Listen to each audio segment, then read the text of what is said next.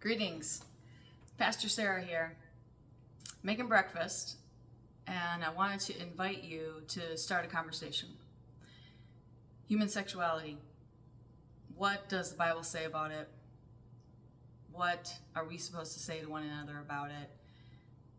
How do we live in this world together and share God's love? So, very difficult discussion topic for a lot of people to talk about. Churches often have an opinion, and maybe you've learned some things from your childhood or your background in regards to that. And some of them maybe have been helpful and some not so helpful. So I'm inviting you to come along with us on a study. My two congregations are doing a study and discussion about this. I'm not like sitting there teaching, this is what you should think, this is what you should believe. I'm going to give you some really good resources, and I want you to start yourself on this self-discovery, this journey of self-discovery. First resource,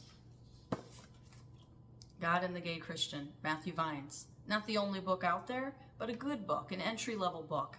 Ability to easy read, not that long, will help you understand some of the history, goes into some deep history in regards to how we got into this cultural debate that we're in now with what it means to be a gay Christian and how it has been in the last 80 years used as a tool to harm people and keep them away from their relationship with God and making them feel like that they are deserving of God's love.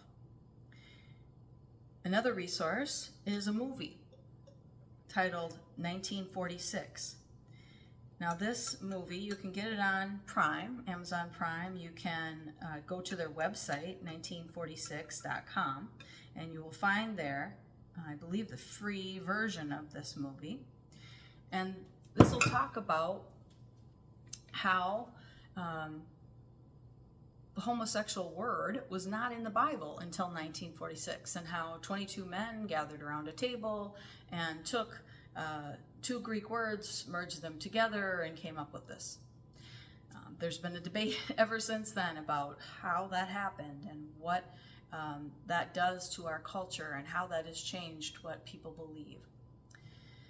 And you believe based on what you've learned from as a child in your family, from your church, and from your environment. If you grew up in a farm, out in the country, and you weren't exposed to a lot of people of different sexual orientations, you have a different perspective or a different understanding of what it means to be a Christian and what that is supposed to look like and what's okay and what's not okay.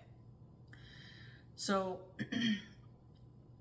we are not here to decide what's okay or not okay. That's God's job.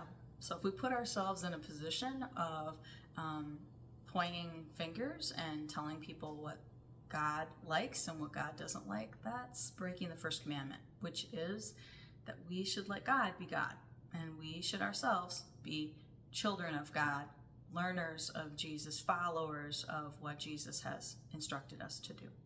So follow the words in red if you're reading the Bible, and you'll be fine. You'll be just fine. So what does the Bible say about sex? Lots of stuff about sex in the Bible. Boy, it's a risky read, really risky, and we're giving it to kids at really young ages. So, you can find so many stories in the Bible about sex, and they're not leading that sex is a bad thing, that the flesh is wrong.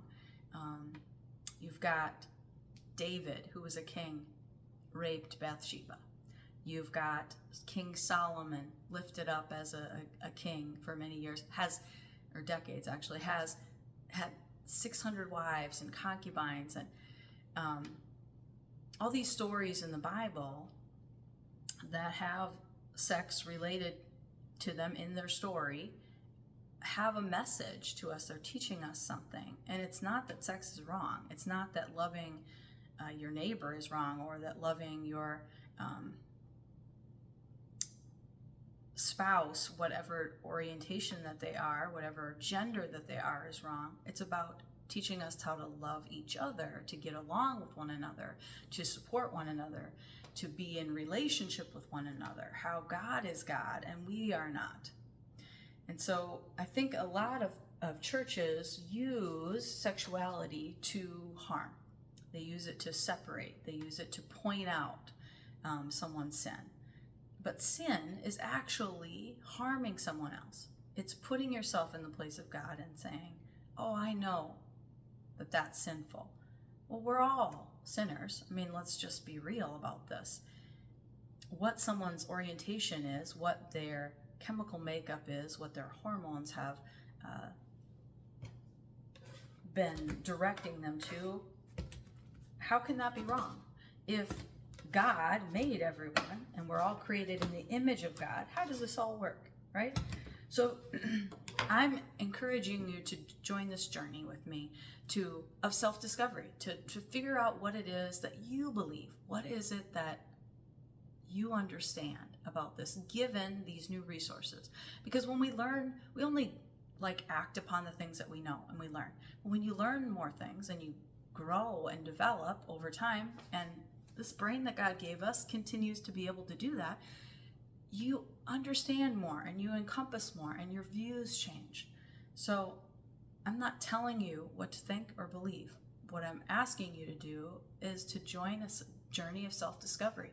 Read some books, watch a movie, read the social statement from the ELCA if you're part of the ELCA. If you have never read it, you should read that and know what it is that we believe and what we support.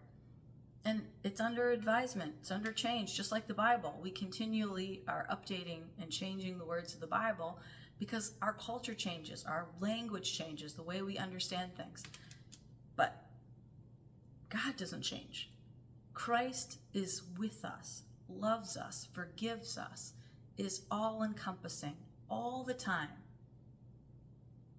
And we're just trying to catch up. We're just trying to follow along and figure out what it is that we should be doing. But what we should be doing is loving each other, caring for each other, offering hope, encouragement, compassion, right? And so when we encounter people of different orientations than us, our job is not to judge. Our job is not to tell them that they're sinners. Our job is to welcome them, to encourage them, to teach us about what they know about the world and God. Because we all have to live here together. And God has given us the ability to do many great things. So let's learn from each other and talk about what it is. That's a tough subject, but something that's necessary to encompass and love all our siblings in Christ and know that not one of us is set apart, separate from another. Join me on this journey. I'll put the links to the resources in the chat, and you guys join along if you want. Peace be with you.